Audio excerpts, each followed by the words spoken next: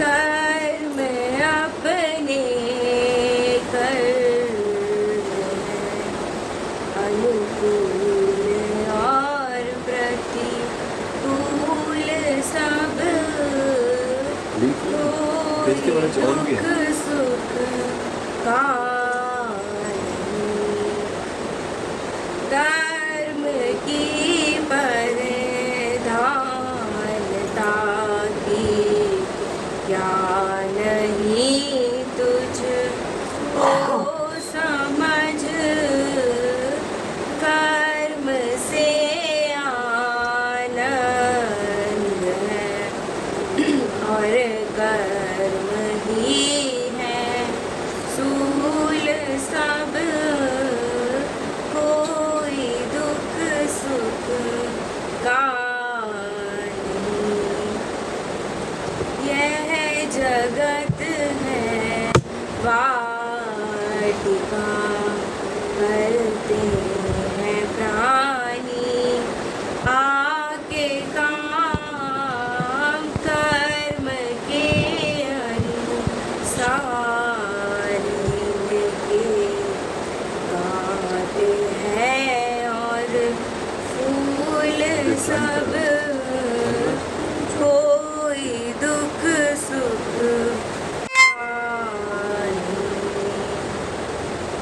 जो ठगेगा वह ठगा जाएगा निसंदेह प्रेमी जन की बात है और प्रेम के बहु मूल सब कोई दुख सुख का नहीं।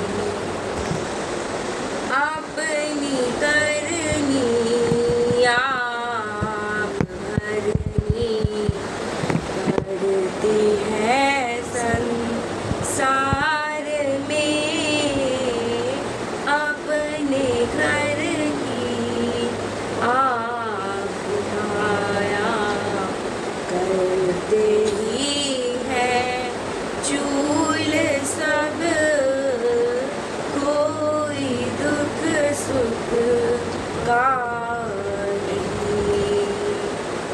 किस भरम में तू बड़ा औरों की बातें छोड़ दे काम में लग अपने कर ले कर्म निज अनुकूल सब कोई दुख सुख का नहीं। राधा स्वामी नाम भज झगड़ों से बच कर रह सदा जो नहीं समझा तो पढ़ना लिखना होगा धूल सब कोई दुख सुख का नहीं।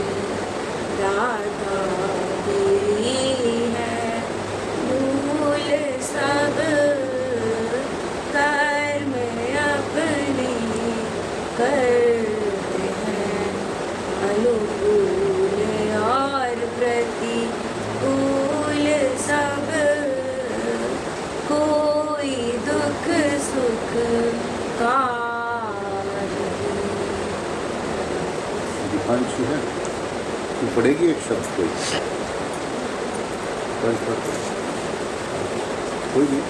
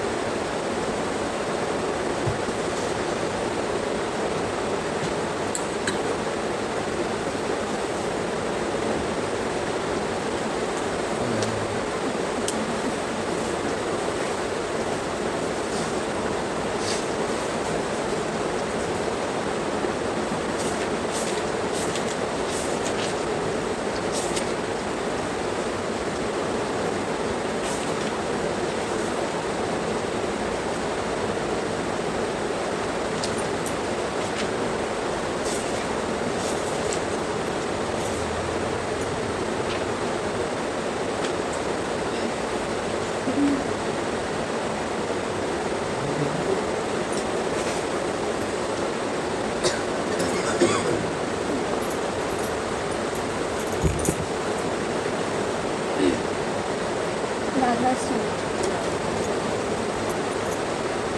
हमें भी दे तारे लाखों तारे, दयाल दाता कृपाल स्वामी। हमें भी दे तारे लाखों तारे, दयाल दाता कृपाल स्वामी। लगा दे भव जल के अब किनारे, दयाल दाता कृपाल स्वामी। ना हो किसी से हमारा नाता, ना हम किसी का सहारा ढूंढे, रहे सदा तेरे ही सहारे, दयाल दाता कृपाल स्वामी। ना मोह माया का मन में खटका, ना काल और करम का हो झटका। निवास कर मन में अब हमारे, दयाल दाता कृपाल स्वामी। दे प्रेम भक्ति का दान हमको, ना दे तू सन्मान मान हमको। यही है विनती हमारी निस दिन, दयाल दाता कृपाल स्वामी। देखोल दृष्टि तुझे पहचानूं, दरस परस के तुझको मानूं। उदय हो घट सूरज चंद्र तारे, दयाल दाता कृपाल स्वामी। अलग अगम का दिखा दे तमाशा, दिला दे निज धाम में तू वासा। चरण कमल के रहे सहारे, दयाल दाता कृपाल स्वामी। जपूं सदा मन से राधा स्वामी, कहूँ सदा मुख से राधा स्वामी। भुला दिला नाम धन दुलारे, दयाल दाता कृपाल स्वामी। दयाल दाता कृपाल स्वामी। हमें भी दे तारे लाखों तारे, दयाल दाता कृपाल स्वामी। दयाल दाता कृपाल स्वामी। बहुत अच्छा। अब कौन बोलेगा 5 minute, 2 minute, 1 minute? Manoj ji को कैमरा पर कुछ बोलिए ना, जो आपके दिल में है। 2 शब्द पढ़े ना अभी जो हम बोलते हैं। मनोज जी बता, लाइट खोल दो।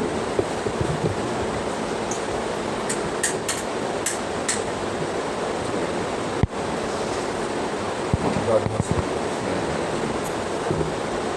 सभी सत्संग भाई बहनों को राधा से महाराज जी की चरणों में कोटि कोटि प्रणाम। हम सुबह ध्यान करते हैं, इससे हमें क्या मिलती है, क्या मिलता है? इससे हमें एक सुख का अनुभूति, एक शांति मिलती है। उससे होता क्या है कि हम सारे दिन प्रफुल्लित रहते हैं। जैसे कई बार महाराज जी ने बोला था कि एक दिन मैं ध्यान कर रहा था तो ऐसे लगता था कि मैं सारे जो जितने भी मुझसे मिले दिन को मैं सबको गले लगाऊँ। तो ये होती है ध्यान की महिमा। ध्यान में हम जब बैठते हैं तो खुश होकर बैठना चाहिए। महाराज जी ने बोला है कि हम ध्यान में खुश होकर बैठें, क्योंकि हम जब ध्यान में खुश होकर बैठेंगे तो हमारा ध्यान खुशी से लगेगा, और हम ध्यान करेंगे तो हम सारे दिन खुश रहेंगे। तो ये होती है ध्यान की महिमा। तो अंदर जैसे ही हम अंदर जाएंगे तो हमें एक सुख की अनुभूति होती है, एक प्रेम हमारे अंदर फूटने लगता है। तो उस प्रेम में क्या होता है कि हमें किसी से नफरत नहीं रहती, और हम उस प्रेम में रह के जो हमारा अपना जो उद्धार है, आध्यात्मिक उद्धार है, वो होता है, और जो हमारी वाइब्रेशन है और उससे दूसरों को भी फ़ायदा होता है। ये होती है ध्यान की महिमा। और ध्यान से जो हमें अपना फ़ायदा होता है वो एक आध्यात्मिक फ़ायदा होता है। उससे क्या होता है कि हम अंदर से जो हमारी त्रुटि हैं और जो हमारे मन में दोष हैं या मन अपवित्र है वो धीरे धीरे शुद्ध होने लगता है, और सीढ़ी बाई सीढ़ी हम आध्यात्मिकता की तरफ बढ़ने लगते हैं। लेकिन इन सब के लिए क्या होता है कि हम गुरु से प्रेम करें, गुरु के शरणागत रहें, और गुरु के जो बताए रास्ते हैं उन पे चलें, और सब उन बातों को माने जो हमसे गुरु कहते हैं, और गुरु पे पूर्ण रूप से समर्पित रहें, शरणागत रहें। उससे ये हमें ध्यान और आध्यात्मिकता की जो रास्ता है वो धीरे धीरे वो चलने लगता है। और ध्यान से होता क्या है कि ध्यान हमें अपने अंदर ठहराव लाता है, और जो हमारी चंचलता है वो धीरे धीरे ख़त्म होने लगती है, और जो बाहर की जो चंचलता है वो धीरे धीरे ख़त्म होने लगती है, और अंदर से एक ठहराव आने लगता है, शांति आने लगती है कि हम कैसे अपने ईष्ट से मिलते हैं, और एक ईष्ट की हम पे जो दया दृष्टि है उसकी दया दृष्टि से हम कैसे अपने आप को आध्यात्मिकता की तरफ धीरे धीरे ले जाते हैं। तो ये होती है ध्यान की महिमा। दूसरा होता है सत्संग, कि हम गुरु के सत्संग में आए, गुरु के सत्संग में आए तो हमें क्या करना चाहिए कि गुरु का निरख आँख और माथा। तो उससे क्या होता है कि हमें रेडिएशन मिलती है, और जो रेडिएशन हमें मिलती है, क्योंकि गुरु के जो सत्वचन होते हैं उनसे हमें बहुत लाभ होता है। वो बाहरी लाभ भी होता है और आंतरिक लाभ भी होता है। क्योंकि आंतरिक लाभ क्या है?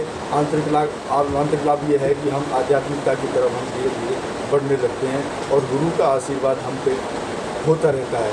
तो ये होती है गुरु की महिमा। लेकिन करना ये पड़ेगा कि हम गुरु के प्रति पूर्ण रूप से समर्पण रहें, गुरु से प्रेम करें। हम गुरु को एक मनुष्य ना समझें, क्योंकि गुरु है जो वो ईष्ट है, और वो महाराज जी कहते हैं कण कण में भगवान है।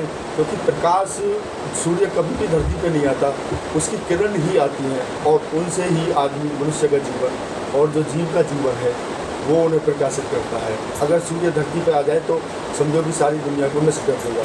तो ऐसे ही गुरु का है। तो गुरु हमारे लिए भगवान के रूप होते हैं, और उनके प्रति जो भी हमारा वो शरणागत की गति है वो उनके प्रति होनी चाहिए। तो ये होती है आध्यात्मिकता की सीढ़ी। तो मैं तो यही कहूँगा कि जो महाराज जी कहते हैं कि हमें अपने जो दिनचर्या है और जो अपने विचार हैं वो शुद्ध रखने चाहिए। तो ये है, मैं तो सबसे कहूँगा कि जो गुरु की शरणागति है उसमें रहें और गुरु के बताए हुए रास्तों पर चलें।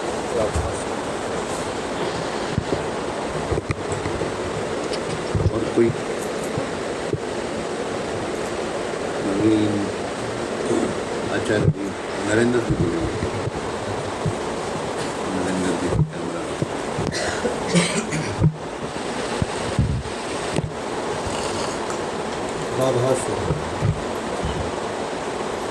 सबसे पहले हम सतगुरु खोजना चाहिए। उसको सतगुरु मिल गए, उसको सब कुछ मिल गया, उसको सत्संग भी मिल गया, नाम भी मिल गया, और गुरु आज्ञा में रहना ही सबसे वो है। हमें जो कमियां हैं वो भी गुरु की शरण में आने से सब दूर हो जाती हैं, और गुरु जो हमको शिक्षा देते हैं जो अपने सत्संग वचन से हमें लाभान्वित करते हैं और जो हमें कमजोरी होती है उसके बारे में पूछते हैं, उससे हम महाराज जी की बात को ध्यान से सुनते हैं। तो सबसे मुख्य बात है हमें गुरु की आज्ञा में रहना चाहिए, सतगुरु की सेवा करनी चाहिए, साध की संगत करनी चाहिए। इससे हमारे जीवन में परिवर्तन होना शुरू हो जाएगा महाराज जी की दया से। हाँ बस। कोई लेडी, सीमा जी, वर्षा जी, सुमन जी, नीरू, सुशीला, एक कोई लेडी बोलो।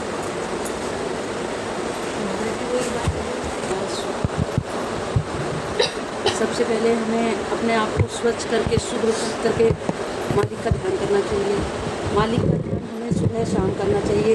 जैसे विचार लेके हम रात को सोते हैं वही विचार पूरे ब्रह्मांड में घूमते हैं और सुबह उसी वाइब्रेशन के साथ हमें ध्यान करना चाहिए और वही वाइब्रेशन सारा दिन हमारे अंतर चलनी चाहिए।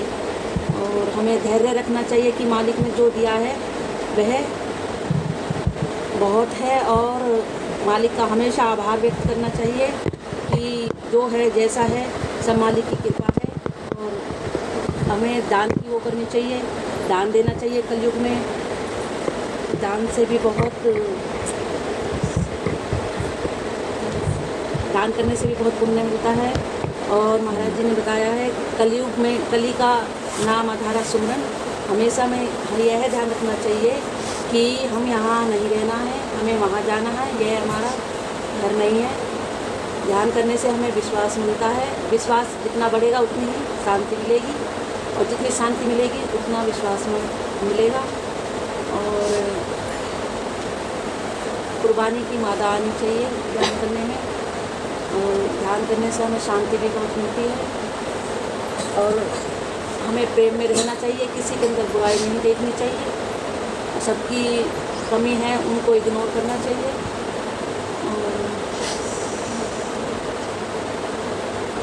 और मनोज जी को लगा आप ध्यान करो राधा स्वामी का, जो जैसे आप कराते हो ध्यान करो। महाराज जी वही ओम गुरुवाता को हाँ वही कैमरा करना है।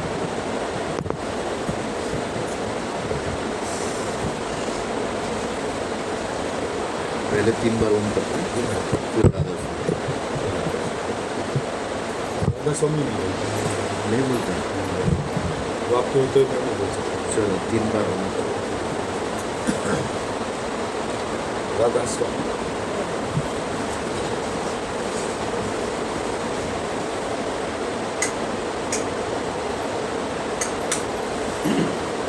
अभी 3 बार ओम का जाप करेंगे और बड़े शांत चित्त मन से बिल्कुल अपने में विचारों को बाहर निकाल के बिल्कुल खाली होके और ध्यान में बैठना है। राधा स्वामी।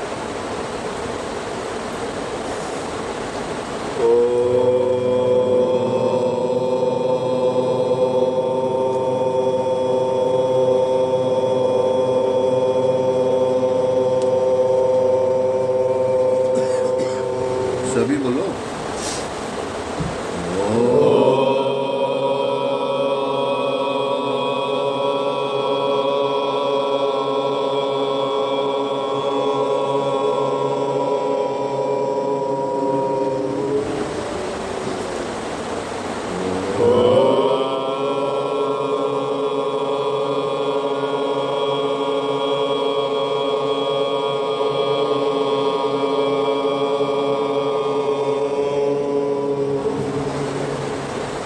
धीरे धीरे राधा स्वामी का जाप अपने अंदर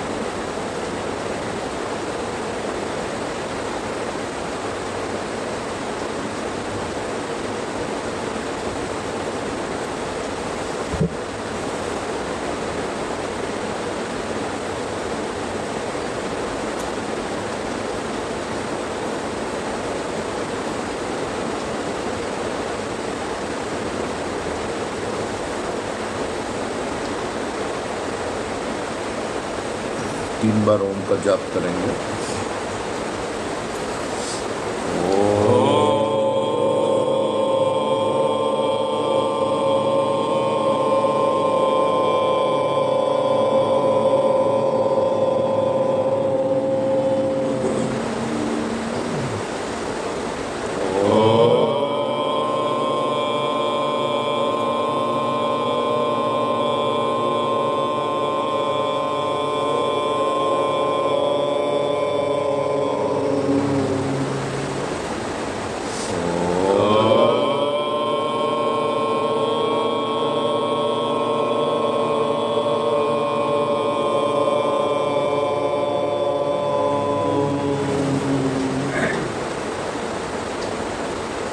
अश्रुतो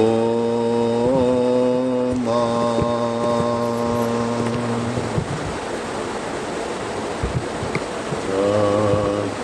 सद्गमय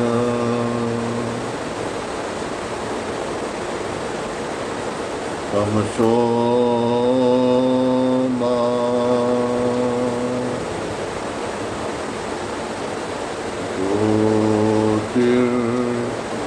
ज्योतिर्गमय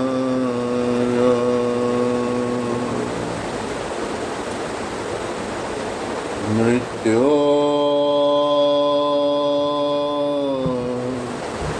मा अमृतं गमय